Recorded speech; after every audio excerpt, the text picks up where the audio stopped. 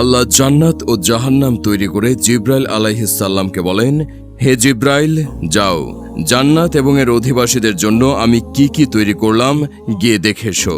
রাসূলুল্লাহ সাল্লাল্লাহু আলাইহি ওয়াসাল্লাম বলেন, আল্লাহ রাব্বুল আলামিনের আদেশ পেয়ে জিব্রাইল আলাইহিস সালাম জান্নাত এবং এর অধিবাসীদের জন্য আল্লাহ যা যা তৈরি করেছেন তা দেখতে গেলেন। এরপর সবকিছু নিবিড়ভাবে পর্যবেক্ষণ করে তিনি ফিরে আসলেন। ফিরে এসে তিনি আল্লাহকে বললেন, আপনার মহিমার কসম, এমন কেউ নেই যে এই জান্নাতের কথা শুনে এর ভিতরে প্রবেশ করার জন্য আগ্রহ বোধ করবে না। অর্থাৎ তিনি এটাই বোঝাতে চাইলেন যে এই জান্নাতকে এমন সুন্দর এবং শান্তির জায়গা হিসেবে নির্মাণ করা হয়েছে যে যখনই কোনো লোক এর ব্যাপারে শুনবে সে জান্নাতে যাওয়ার জন্য ব্যাকুল হয়ে যাবে। এরপর আল্লাহ জান্নাতকে দুঃখ কষ্ট দ্বারা আবৃত করলেন। অর্থাৎ জান্নাতে যেতে হলে দুনিয়ার জীবনে যে পরিমাণ ত্যাগ এবং কষ্ট করতে হবে তা প্রকাশ করলেন। এরপর জিব্রাইল আলাইহিস সালামকে বললেন, যাও জান্নাত এবং এর অধিবাসীদের জন্য আমি কি কি তৈরি করলাম এবার গিয়ে দেখে এসো।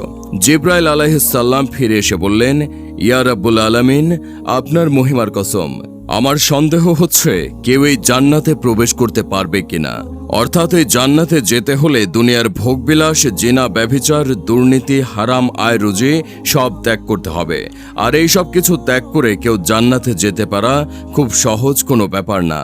এরপর আল্লাহ জিব্রাইল আলাইহিস সালামকে বললেন, যাও গিয়ে দেখে এসো জাহান্নাম এবং এর অধিবাসীদের জন্য আমি কি কি তৈরি করলাম। আদেশ মতো জিব্রাইল আলাইহিস সালাম জাহান্নাম দেখতে গেলেন এবং এর নানা স্তর দেখে আসলেন। এরপর আগুনের তীব্রতা, শাস্তির ভয়াবহতা ইত্যাদি তিনি প্রত্যক্ষ করে আসলেন। জিব্রাইল আলাইহিস সালাম ফিরে এসে বললেন, আপনার মহিমার কসম, ইয়া আল্লাহ, এমন কেউ নেই যে এই জাহান্নামের কথা শুনে এর ভেতরে প্রবেশ করার জন্য আগ্রহ বোধ করবে।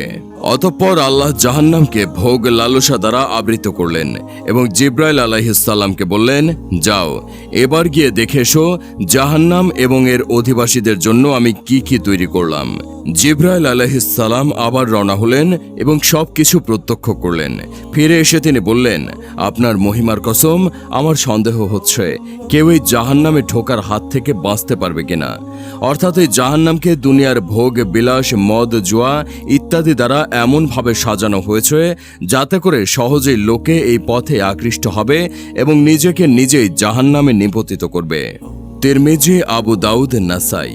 প্রিয় বন্ধুগণ, উপরোক্ত হাদিসের মাধ্যমে নিশ্চয়ই বুঝতে পারছেন, জান্নাত যতই আকর্ষণীয় এবং আরামদায়ক হোক না কেন, সেখানে প্রবেশের পথ ততটাই কঠিন। আর বিপরীতে জাহান্নাম যতই ভয়ানক হোক না কেন, সেখানে প্রবেশের পথ ততটাই মসৃণ। আল্লাহ পাক আমাদের জাহান্নামের আগুন থেকে রক্ষা করে জান্নাতের বাসিন্দা হিসেবে কবুল করুন। আমিন।